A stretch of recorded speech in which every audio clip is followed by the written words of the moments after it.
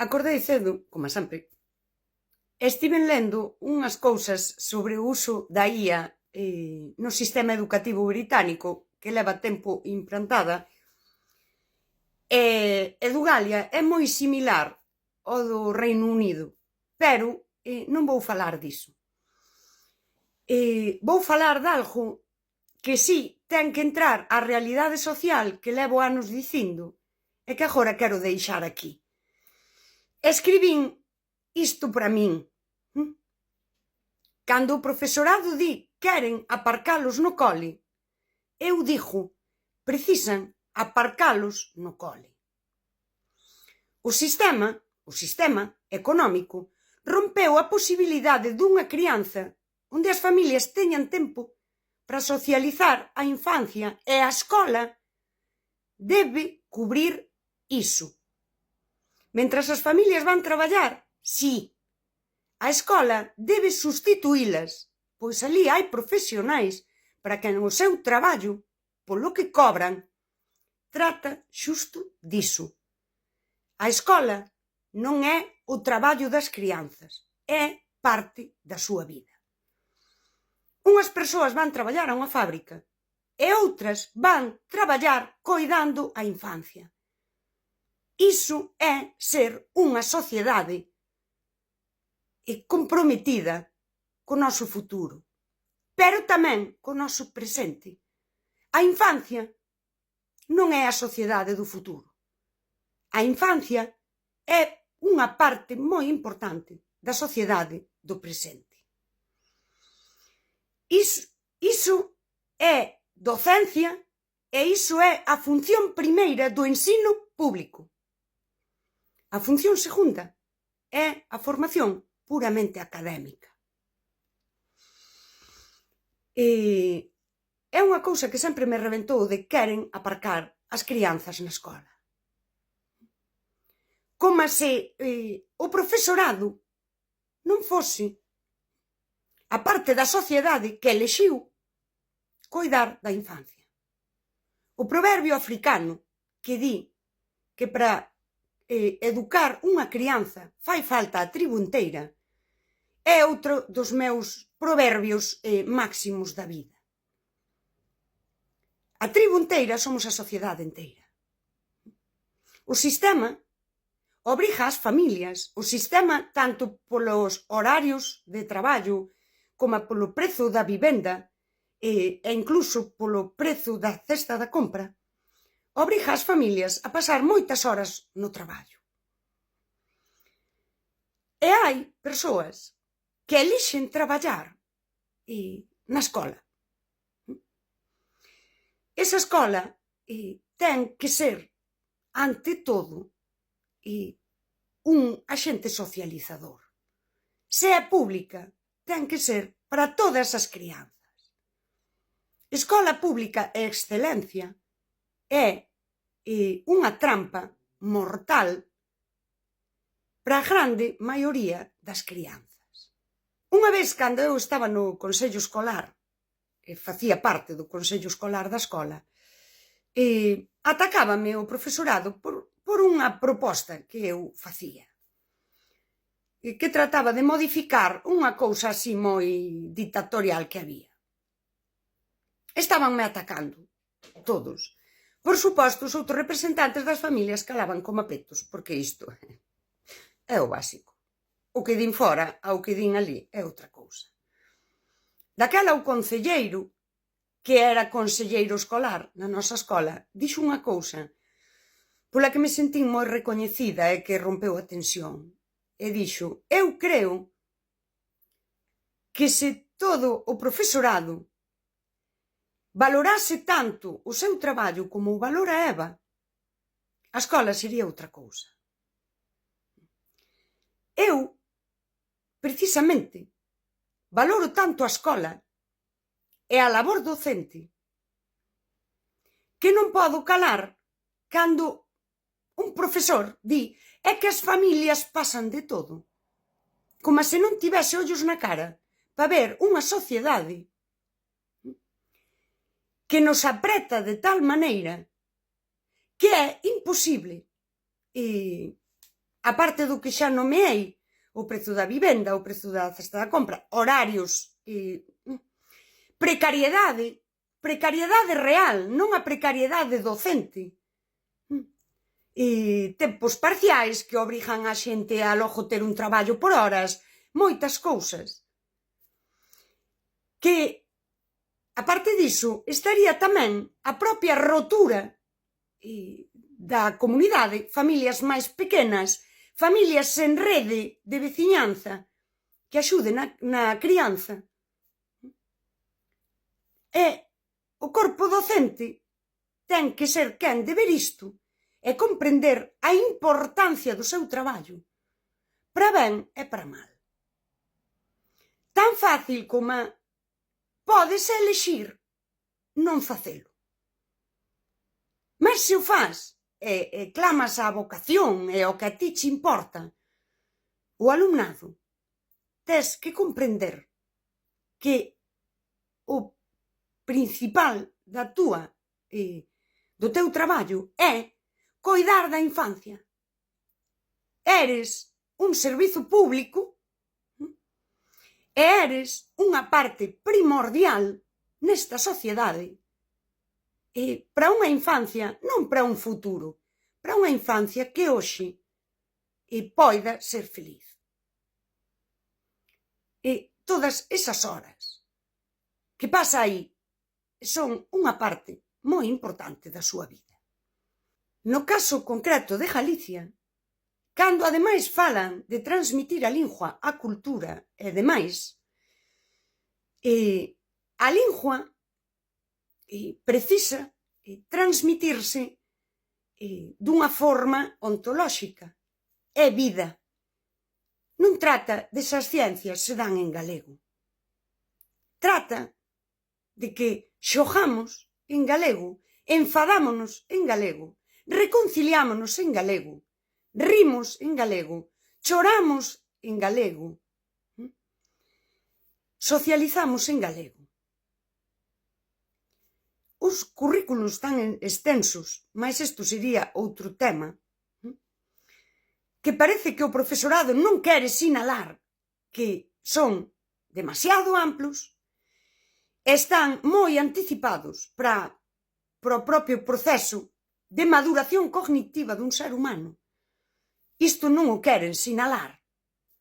Como se non entendesen que é unha crianza ou que é unha persoa adolescente. Levan a que pidamos unha asignatura máis en galego e non máis tempo de socialización. Cando o profesorado fala das súas dificultades e sinala as familias como irresponsables que non atenden aos fillos, que xa non educan como antes, amosa un nivel de ignorancia porque queren, do que é hoxe a sociedade. Hoxe non se educa como antes, porque hoxe a sociedade non é como a de antes. Logo, o profesorado ten que porse á altura diso e pôr en valor a súa profesión e non atacar o resto da sociedade. Teñen que facer iso e non estar atacando a toda a sociedade, especialmente as familias, a través daquilo que máis lle queren e máis lle importa. E logo pedir un recoñecemento. Recoñecemento a que? E eu repito sempre, é lícito pedir melloras laborais, paréceme perfecto.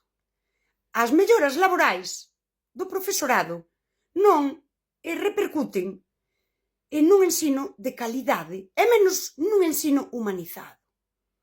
Chega Edugalia e o profesorado parece un corpo administrativo sofisticado, porque non hai nada mellor que a escola para meter a merda á sociedade, que para facilitarlles todos eses temas burocráticos e demais, agora imos introducir unha intelixencia artificial que faja o traballo, ese traballo intelectual de valorar, sí, por exemplo, as dificultades dunha crianza, que cho faja unha inteligencia artificial. E vai predecir por ti o futuro dunha crianza, que xa me parece atrevido. Predecilo en terceiro de primaria. Ui, este neno non vai chegar a nada. Mira que mal estudiante é. Moito máis perigoso é ofrecerllo a unha inteligencia artificial que ten un nesgo, podemos volver a Galicia, que se basea en datos globais, que é todo terrible.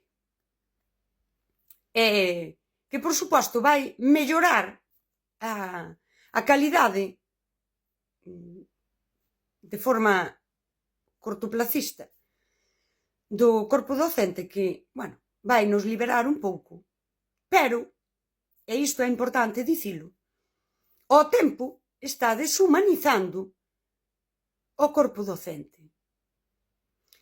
Estálle restando a capacidade de criterio.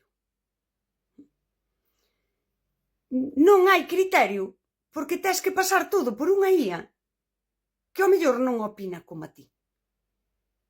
Que ao mellor estás vendo o potencial desa crianza, pero resulta que con estes resultados ven a IA e diche, pois non é así. Porque está comprobado que en tantos casos onde as avaliacións dan isto, o neno fracasa. O ensino público non pode ser só unha cinta transportadora que leva un ser humano ao futuro.